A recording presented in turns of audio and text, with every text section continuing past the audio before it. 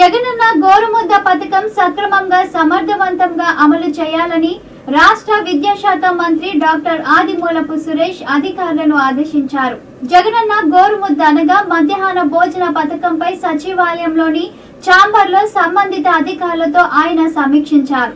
అమలు కావాల్సిన మెను, టెండర్ల పరిస్థితి, డ్రై రేషన్ పంపిణీ తదితర అంశాలపై మంత్రి సమీక్షించారు. ముఖ్యంగా ఆహారంలో నాణ్యత విషయంలో జాగ్రత్తలు తీసుకోవాలని హెచ్చరించారు. డ్రై రేషన్ లో భాగంగా బియ్యంతో పాటు కోడిగుడ్లు సక్రమంగా పంపిణీ జరుగుతున్నాయో లేదో పరిశీలించాలని అధికారులకు సూచించారు. 3 ఫేజులుగా డ్రై రేషన్ పంపిణీ చేసినట్టు అధికారులు వివరించారు. మిగిలిన వారికి ఎందుకు అందలేదో క్షేత్రస్థాయిలో తెలుసుకోవాలని మంత్రి ఆదేశించారు. రాష్ట్రంలో 35,201 ప్రాథమిక, 4,500 ప్రాథమిక ఉన్నత, 5,733 ఉన్నత పాఠశాలల్లో మొత్తం 36,08,610 మంది విద్యార్థులకు ఈ పథకం ద్వారా లబ్ధి చేకూరుతుందని అధికారులు తెలిపారు. Indian society is not unemployment, it is unemployability. The degree, the certificate courses, the diplomas which we are giving it to the students and sending them into the industry, into the competitive world, they are not industry ready. So this is where actually we have to really address this problem. The new education policy shows a lot of initiatives towards this direction.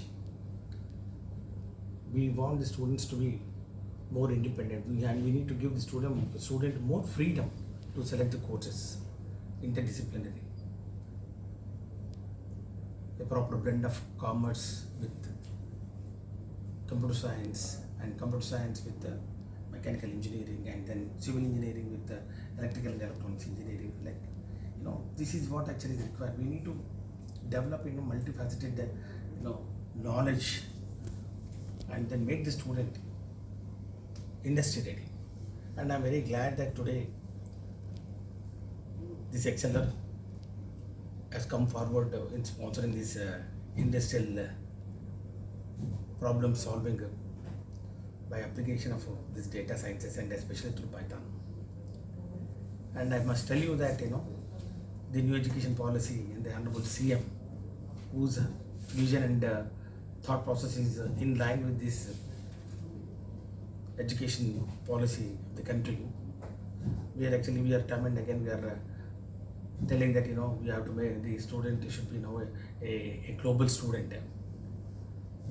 This coding skills had to be inculcated right at the early stage. That really puts them with more logical reasoning and more problem solving skills. So now this generation, they will be getting experts, they will be becoming rich kids, because even in Andhra Pradesh also we are starting this computer literacy and coding skills right from class 8 onwards. So now actually from 13 to 14 years, that is the right age for the students to get these skills. So now we are the teachers and we are the senior students of this new technology. We have to really train the students and then make them from hands-on learning and then activity-based learning from the traditional rod-based learning, or maybe you call it as exam-based learning. So this type of workshops, I'm sure, may not be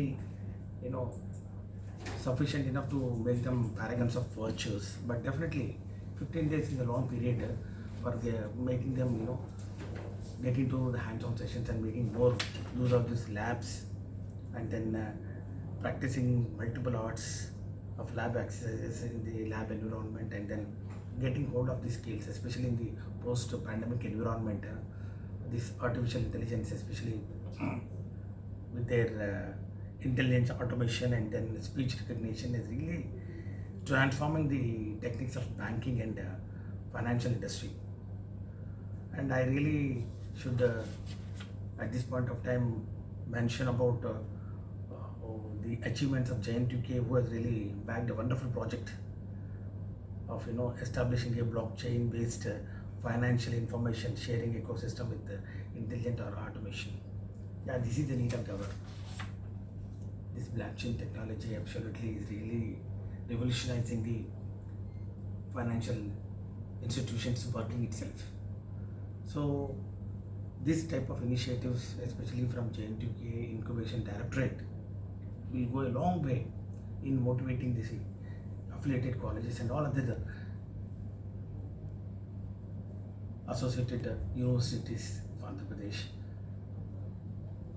to get engaged in this type of research activities. The academics is the need of the hour. We are also designing some courses with honors, both professional and non-professional, with some little bit of more credits, like what actually APSHI has envisioned is around some 20 more credits if you do it, and you are entitled for a honors degree. And now the course and curriculum also, the university should concentrate that it should have multiple exits, and then it should have multiple entries, and then based on the requirement of the student and the interest of the student and the needs of the industry, the courses can be accordingly reoriented and redesigned. So I'm very glad that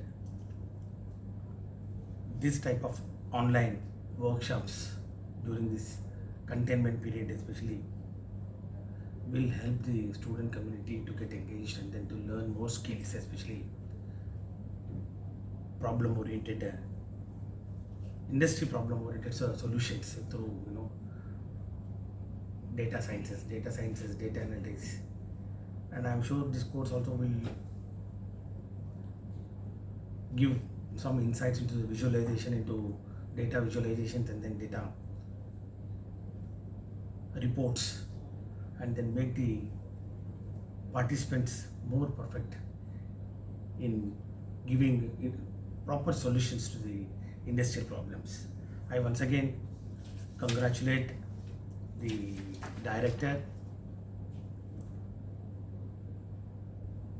Incubation Center, Sri Dr. JVR Murthy. I know his dedication and his commitment, especially to give more practically oriented skills to students, and especially give them insights of the need of the industry and how to amalgamate these learning, whatever you have done from the books, and to the applications to suit to the needs of the industry. And I also congratulate the Vice Chancellor and his team for putting up such a good show here during their Platinum Jubilee year, and I am sure